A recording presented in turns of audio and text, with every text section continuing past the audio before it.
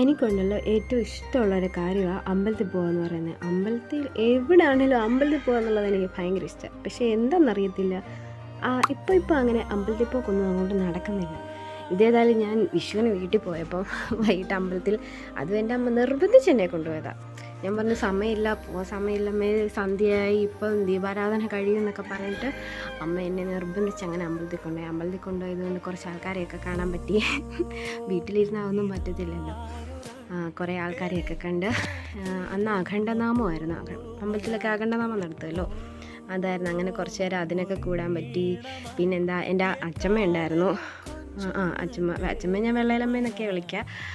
അച്ചമ്മ, ഇതാണ് എൻ്റെ അച്ചമ്മ. എനിക്ക് ഭയങ്കര ഇഷ്ടമാണ്. ഇരുട്ടായതുകൊണ്ട് നല്ലതായിട്ടൊന്നും കിട്ടിയില്ല കേട്ടോ, ഫുൾ ഇരുട്ടായതുകൊണ്ടേ.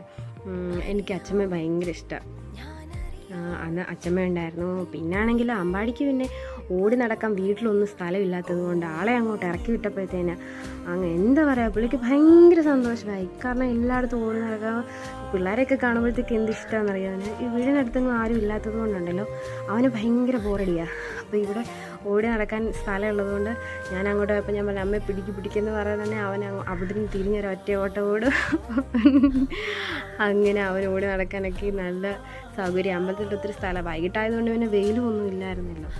അതുകൊണ്ട് ഏതായാലും അങ്ങനെ വീട്ടിൽ പോയിട്ട് ഏതായാലും ഒരു ദിവസം അമ്പലത്തിൽ പോയി സമാധാനമായിട്ടൊന്ന് തൊഴാനും ഒക്കെ പറ്റി. എന്നും പറയും അമ്പലത്തിൽ പോകുമെന്ന്, ഇന്നും ഞാൻ പറയാം, പക്ഷേ എങ്കിൽ നടക്കത്തില്ല. ഒന്നാമത്തെ എൻ്റെ മടി കണ്ട്. ഇന്ന് ഏതായാലും അതങ്ങ് നടന്ന് കിട്ടി.